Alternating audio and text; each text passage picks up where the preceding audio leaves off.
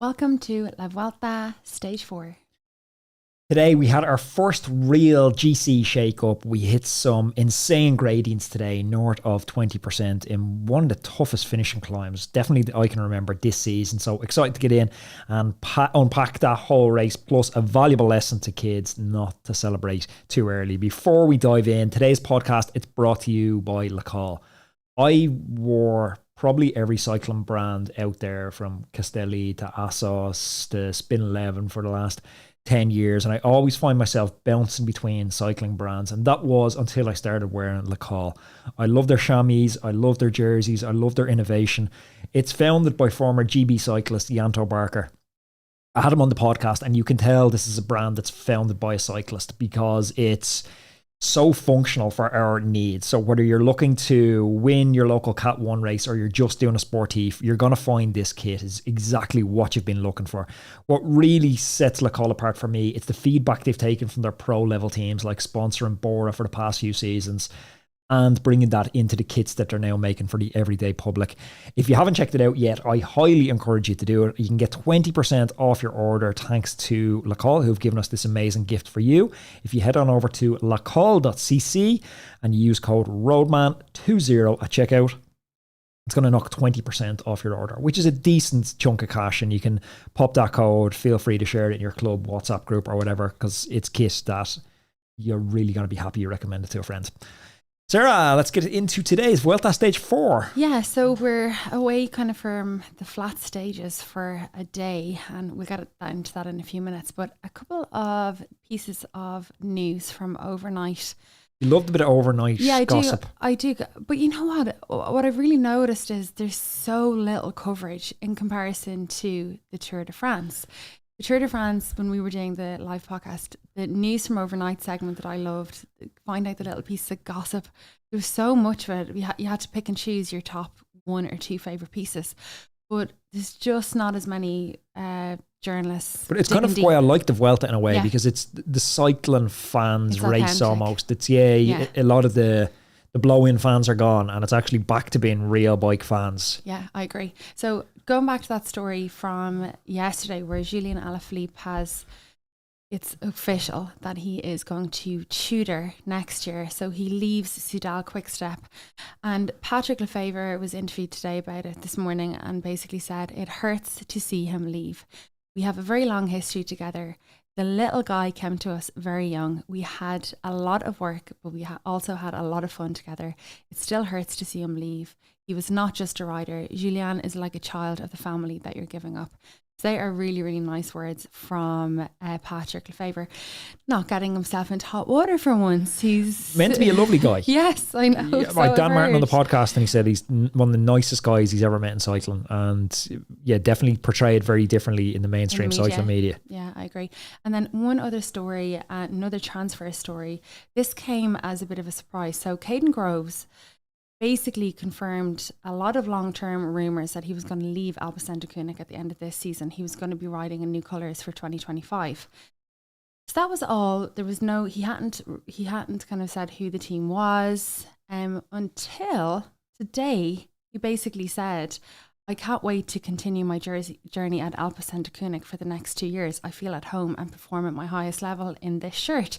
So he basically did a full 180, because 2 days ago he said it feels really good to ride for this team, but I've already signed a contract for next year, so I have a new team and it'll be announced soon. So pretty fickle bunch. Is that like to either have to like strengthen his negotiation position that he pretends he's signed? I would have guessed Jaco Alua. Yeah. Everyone just thinks the Aussies are going back there all the time, but who knows? Interesting. Okay, let's get into the happenings of today. Today's stage was from Palencia to Pico Valuricas. It was 167 kilometers. The stage had a couple of early kickers in it with a Cat 2 climb and the Cat 1 Alto de Pernel in the opening 54 kilometers. There was bonus seconds on offer then the following climb, which was a Cat 3 climb, but honestly not much of note happened early in the stage. It didn't really kick off till we hit that finishing slope on the Pico Valuricas, and it was 14.6 kilometers at 6.2%. But as we said yesterday, that was a little bit of a fake news statistic, because the toughest part of the climb, we had that from 5k to go to 2k to go, a 3 kilometer section where the gradient didn't dip below 15%, and it had a 600 meter patch that was over 20%. Mentioned yesterday, Roman Bardet won there back in 2021. Jay Vine won last time they raced up the far side of the climb, and he could be seen setting a bit of tempo into the bottom of the climb today. But yeah, the first real shakedown in GC was, I was excited to watch it. I didn't fall asleep on the couch today. No, you didn't. You were alert for the entire thing. What I really noticed was that Bora, they started riding and taking control of the race so early. I was kind of a little bit wondering, why would they do that? Well, like, this isn't the Queen stage. This isn't the biggest climbing test in this year's Vuelta, but it was an important stage, and it gives us a lot of insight into who has legs and who hasn't got legs. Some people rode the Giro, some people rode the Tour de France. Some people are like, they look good on paper, and we'll get into the big losers, guys like Adam Yates today. People that look great on paper, had a great Tour de France, and everything would point to they're going to have a great Vuelta a España. But then you get to the finishing climb today and all is revealed.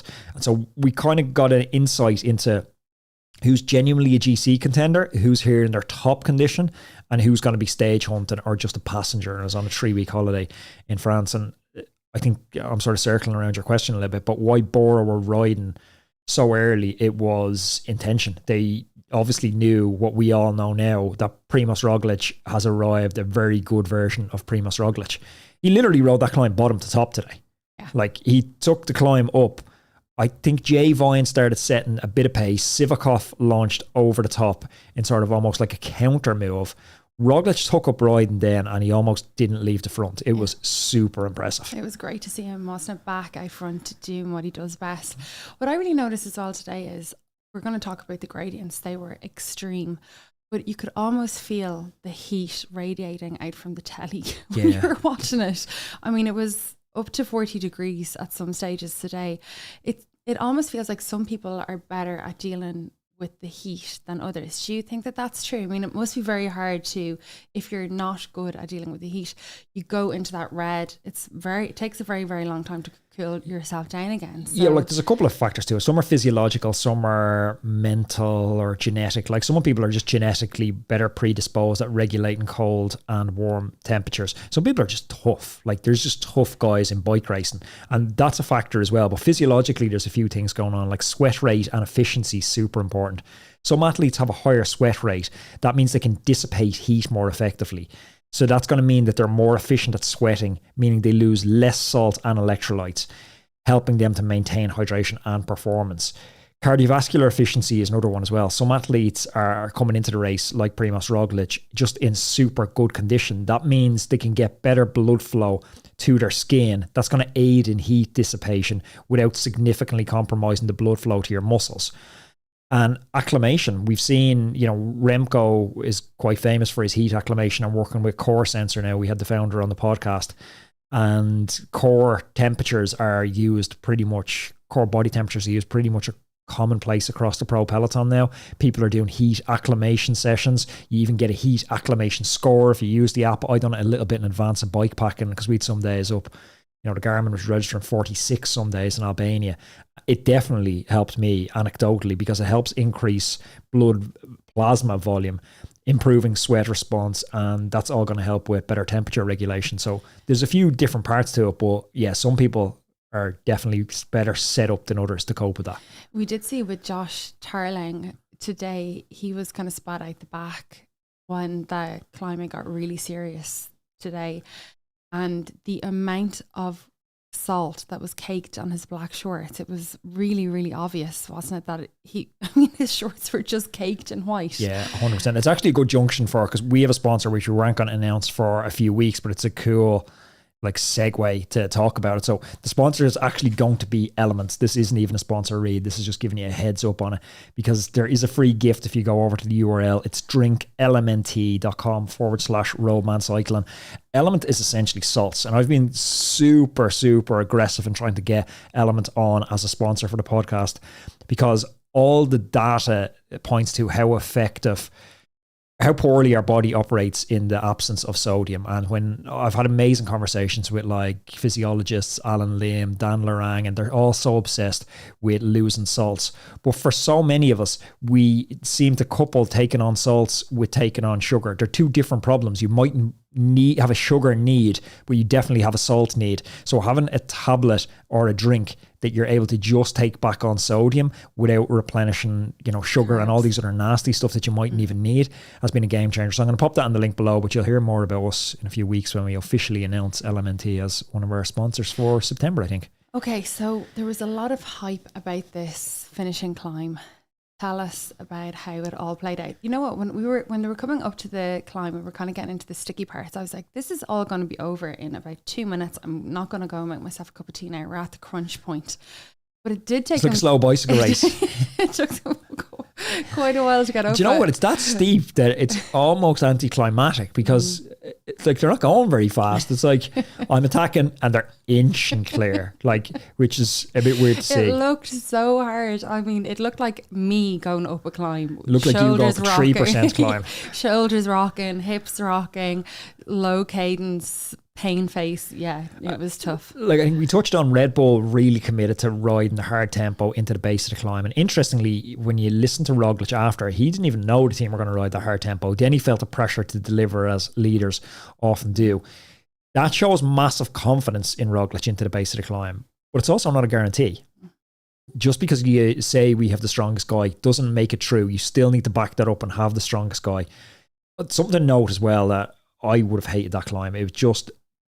the gradients were horrible, but the surface just looked so awful. hard to get a rhythm on, which meant that position was so important because if you're caught behind someone who's like zigzagging or they're clipping out or something, it's just very hard to move around people. Yeah, so they went up what looked like quite a nice tarmac road, and then they took a really extreme hard left onto this.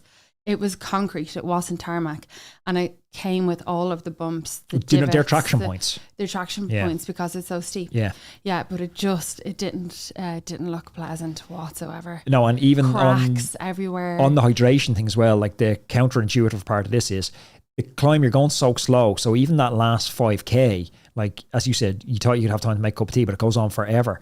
You don't want to be carrying bottles on that as well. So it's 40 degrees.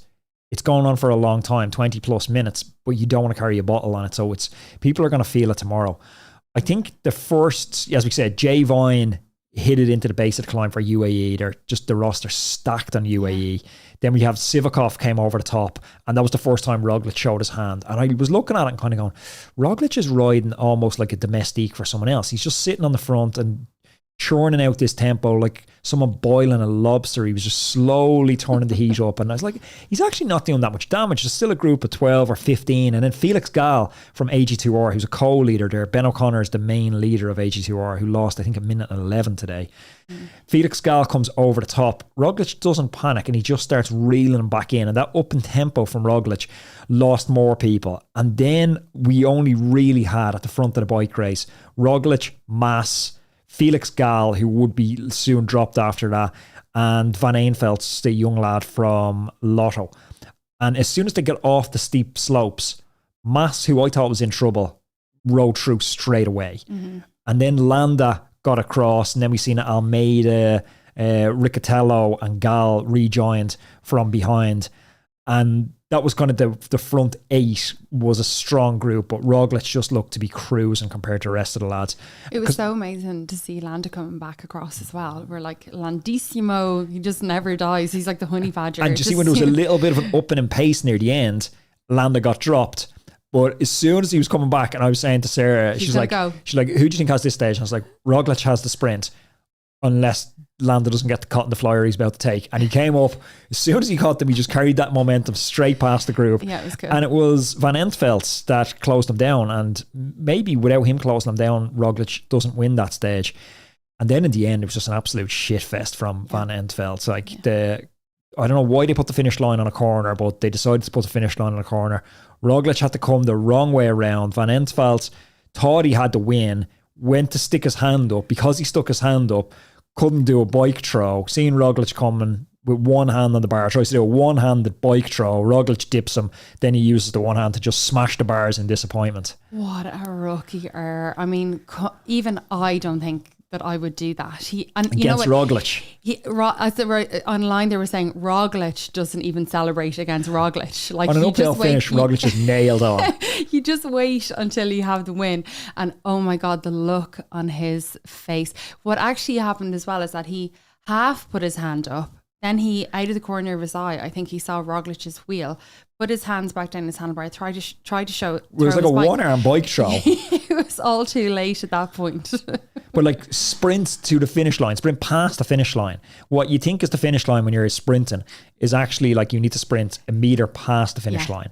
Yeah. Because if you sprint to the finish line, you end up like subconsciously easing up like a couple of meters short. Yeah, every celebration Roglic does, his celebration trademark is turning off his white computer.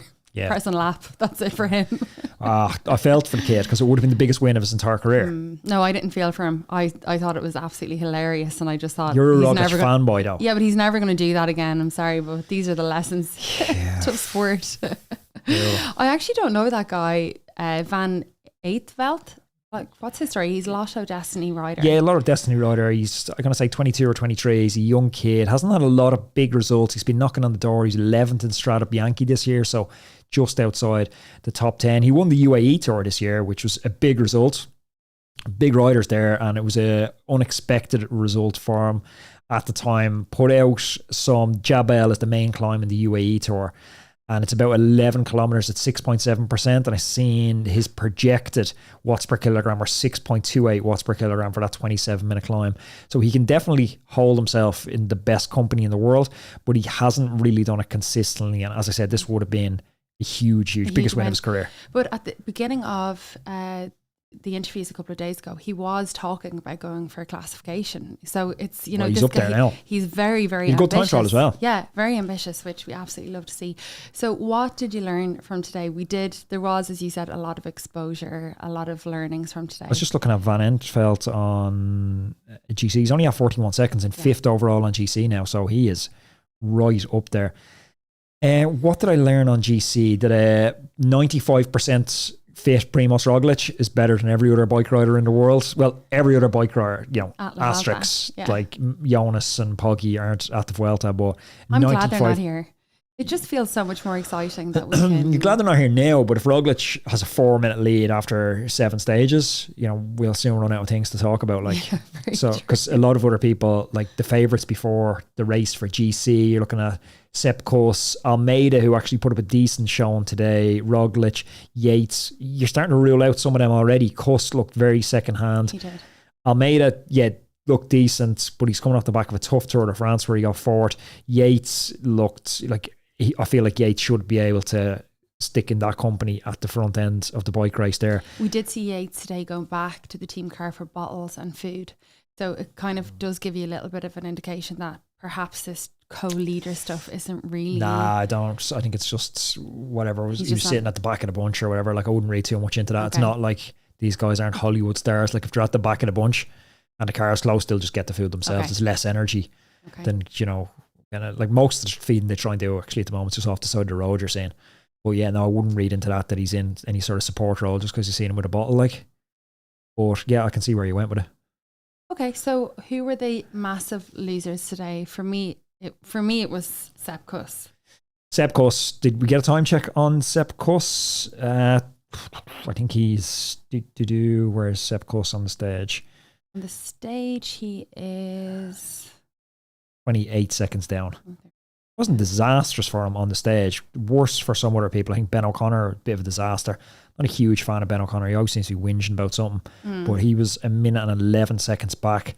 Carapaz and Adam Yates, I think for me, were two of the... I called both them yesterday as potentially they're in the shake-up. Both at 129. George Bennett came into that Sepp Kuss group with Pavel Sivakov 28 seconds down.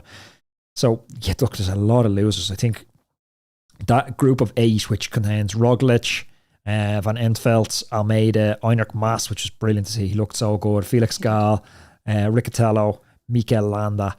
They look to be the best climbers in the bike race at the moment.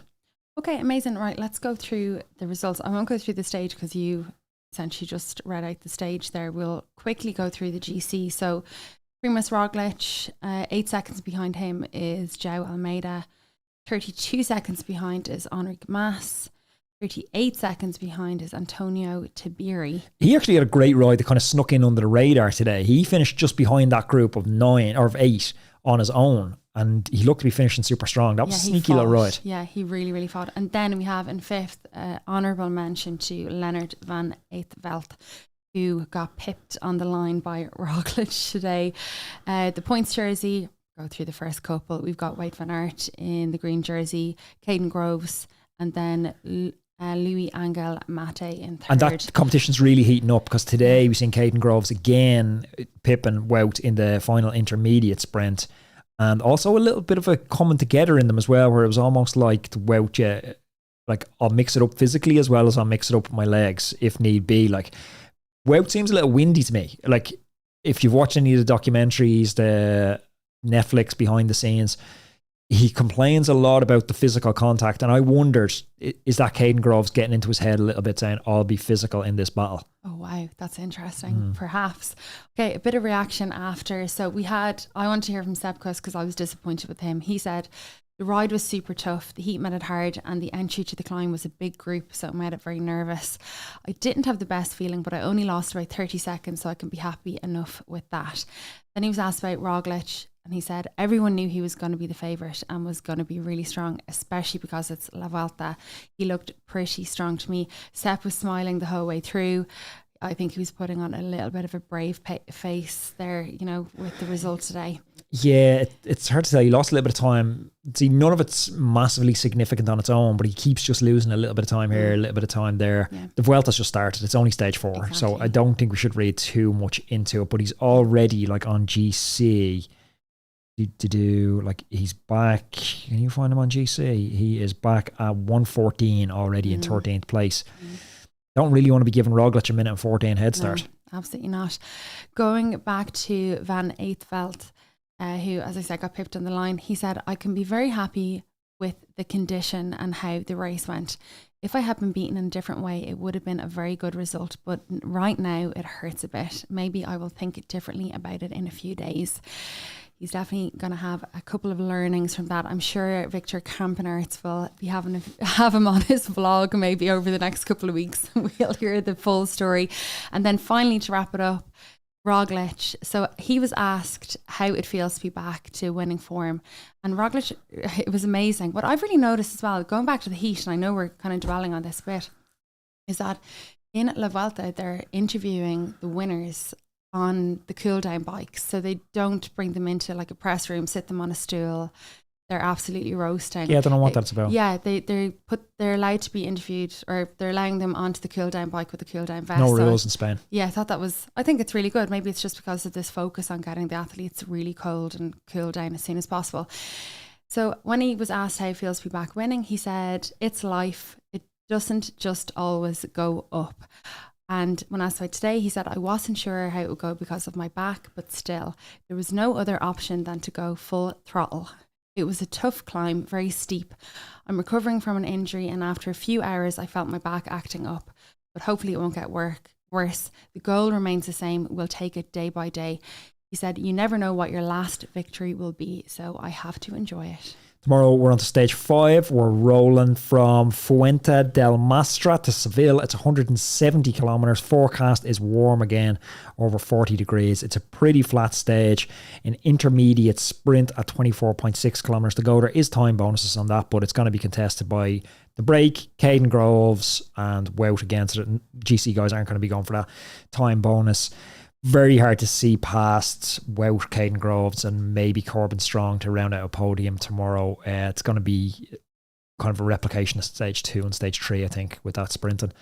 But yeah, nice to finally get into the hills and have something to talk about. Yeah, absolutely. Roadman, thanks for tuning in. We're going to be back again tomorrow to unpack a sprint stage. In the meantime, click up here. There's another video I know you're going to love, and down here so you don't miss the notification for tomorrow's